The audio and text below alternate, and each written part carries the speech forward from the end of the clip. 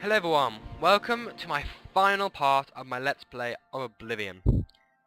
In this part, I'm just going to do something no one's ever done before, as far as I'm aware of. I want to talk about what happened next, because it's all well and good talking about what happened to Avaor during his quest, but what happened afterwards. So this is just going to be a little brief insider on what exactly happened.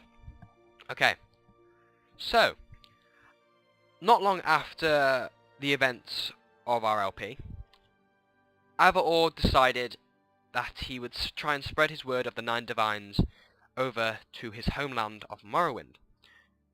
He spent only a couple of years there, and eventually he came into a vision from the Divines themselves, warning him of a great danger that would soon be upon Morrowind.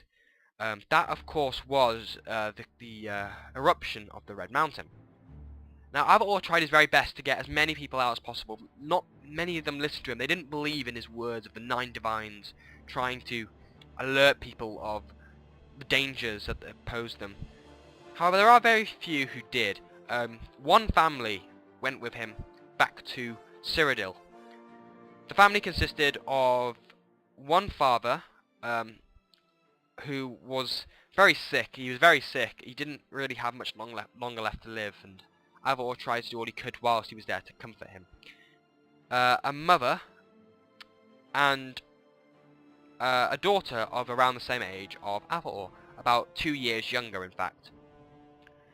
Now, once they got back, Avaor was very welcoming to them. He gave them their home in He let them stay in his house in Skingrad, and it didn't take that very long until love began to blossom between the young dark elven woman and Avaor. After a couple of years, they eventually went on to get married, and they had 3 kids, 3 children. The oldest was a boy, and he was very similar to Avaor. He was very religious, and he wished to carry on his father's legend and stick with the Nine and adventure. Along with the and adventure a little bit, but do the work of the Nine. Try and be do all the good he could. If that makes sense. His second child was a daughter, and his daughter wasn't much of a fighter. She was more of a stay-in. She did do a little bit of adventuring. She spent a small time in the Fighters Guild, but she wasn't much of a fighter. She was more of an archer. More than anything, she didn't really use the sword that much. However, one day she did fall in love one day. However, she did soon become pregnant, and instead of giving birth like most people would, she did, in fact, her baby did not survive the childbirth, and she died along with the baby. A very sad story. This really did upset Avaor, and Avaor became very depressed afterwards. And he had a lot of his love for the Divines and his respect for them slowly turned into anger. He was very, very angry with what the Divine had done, and he gave in his position as the Holy Crusader. He couldn't do he couldn't help the Nines after they had let his daughter die.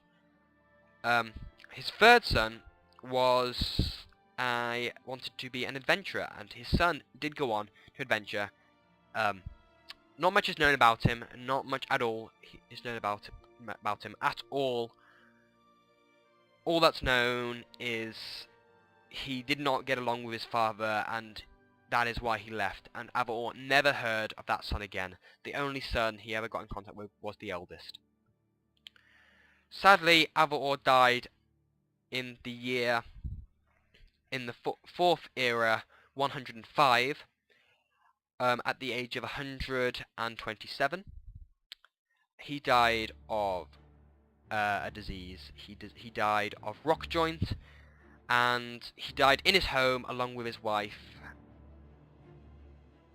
And that is the end of Avaor's long adventure.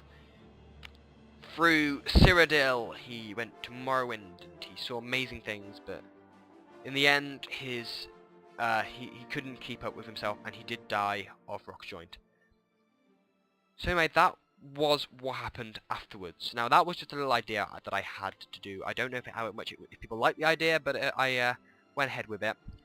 So I'm going to keep the part rolling. I'm not going to stop talking. I'm going to let you just see the credits roll. Before I do end though, I just want to say thank you to Bethesda Softworks and Bethesda Game Studios for making this a spectacular game.